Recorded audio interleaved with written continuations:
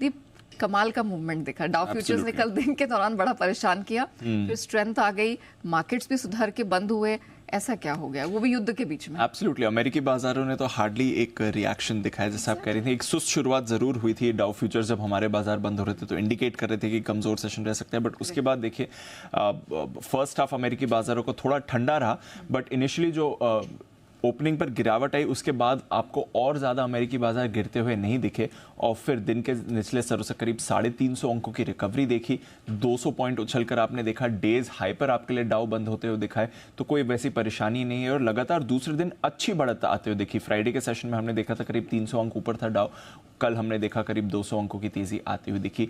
Nasdaq में भी ऐसा ही हुआ, थोड़ा ज़्यादा कट था, ओपनिंग में करीब 1% गिरा था, इंट्राडे में 1% की वीकनेस थी, वहाँ से स्मार्ट रिकवरी के साथ करीब 0.4% ऊपर आपका नैस्डैक बंद होते हुए दिखा। और बड़ी बात यह है कि आईटी में तो एक्शन था, डाउ में आपने एक्शन देखा, S&P 500, रसल 2000 में आपने अच्छी बढ़त देखी है, इनके वॉलेटिलिटी सिर्फ 1.5% ऊपर गई है। सभी सेक्टोरल इंडेक्स में आपने खरीदारी देखी है, यानी कि सारे सेक्टर्स कल जो हैं 11 सेक्टर्स हैं S&P के, वो आपके पॉजिटिव टेरिटरी में बंद होते हुए दिखे हैं। तो कहीं पर भी आपने गिरावट नहीं देखी, परेशानी नहीं देखी।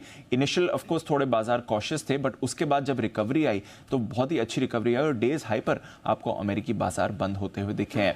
ऑब्वियस सी बात है, जब भी जियोपॉलिटिकल कॉन्फ्लिक्ट आता है तो डिफेंस शेयर्स में आपने एक्शन सबसे ज़्यादा दिखता है और कल भी हमने देखा अमेरिकी डिफेंस शेयर्स में आपने सबसे ज़्यादा एक्शन देखा है। एनर्जी शेयर्स में आपने ऑफकोर्स बड़ी तेज़ी आती हुई देखी, तो वो एक स्पेस थी बाजार की जो आउट परफॉर्म कर रही थी, बट सारे सेक्टर्स आपको पॉजिटिव टेरिटरी में आते हुए दिखे। इनकी बॉन्ड यील्ड भी थोड़ी कूल ऑफ होती हुई दिख रही है, 4.8% तक पहुंच चुकी थी 10 साल की यील्ड, वहां से स्टेडली नीचे आ रही है। कल भी अगर आप देखें तो बॉन्ड यील्ड गिरकर आई है, 4.65% के पास इस समय 10 साल की बॉन्ड यील्ड है। ऑफ कोर्स जो इजराइल पैलेस्टीन कॉन्फ्लिक्ट छिड़ा हुआ है इस समय, वहां पर तो बाजार का बड़ा फोकस है ही, बट इसके अलावा कल फेड के कुछ सदस्यों ने पब्लिक बयान दिए थे, वहां पर आप ज्यादा एक्शन देखते हुए दिख रहे हैं और थोड़े मिक्स्ड बयान आ रहे हैं। यानी कि इस समय अब आप जो पब्लिक बयान आ रहे हैं फेड ऑफिशियल की तरफ से, वो एक संकेत दे रहे हैं कि सहमति नहीं है, आगे का एक्शन क्या होना चाहिए। तो कल 2 वरिष्ठ अधिकारियों ने बात करी, उनमें से एक कह रहे थे कि इस समय थोड़ा सतर्क रहना जरूरी है, ये सिचुएशन नहीं होनी चाहिए कि हम पहले से ही लूजनिंग शुरू कर दें, बट उसके सामने दूसरे ऑफिशियल ये भी कह रहे थे कि शायद जो रेट हाइक्स की प्रक्रिया है वो हो चुकी है, यहां से ज्यादा रेट हाइक्स करने की जरूरत उन्हें नहीं दिख रही है। तो थोड़े मिक्स संकेत आते हुए दिखे।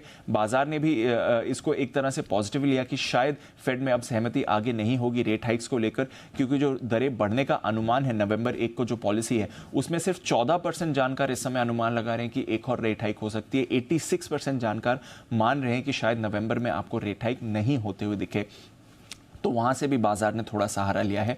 आज भी फेड के 4 सदस्य पब्लिक में बयान देने वाले हैं, तो उस पर भी आप एक रिएक्शन आते हुए देख रहे हैं। But all in all of course war पर बड़ा फोकस है, बट कल बाजार ने इनिशियली इस पर फोकस किया, उसके बाद अपनी ही चाल में चल रहे थे और फेड और बाकी जो डेटा है उसी पर ज्यादा फोकस अमेरिकी बाजारों का रहा।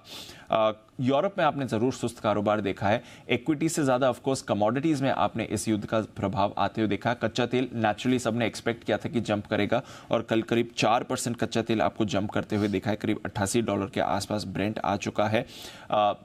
ऑफ कोर्स माना जा रहा है कि तनाव से सप्लाई पर असर पड़ सकता है, हालांकि इनिशियली अभी भी कोई संकेत नहीं दिख रहे हैं कि सप्लाई पर असर पड़ने वाला है। ये डेवलपिंग सिचुएशन है, तो देखते हैं कैसे ये डेवलप होती है आगे जाकर। नेचुरल गैस का वायदा आपका 9 महीने की ऊंचाई पर आते हुए दिखा है।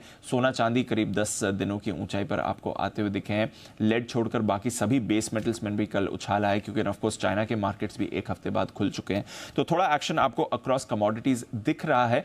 बट इक्विटी मार्केट ने इनिशियली रिएक्ट किया, उसके बाद इस युद्ध पर ज्यादा रिएक्शन नहीं आया और आज सुबह भी आप देख रहे हैं एशिया के बाजार आपको स्टेबल ही दिख रहे हैं। गिफ्ट निफ्टी भी आपको पॉजिटिव ही ट्रेड करते हुए दिख रहा है, तो इस समय संकेत अच्छे हैं।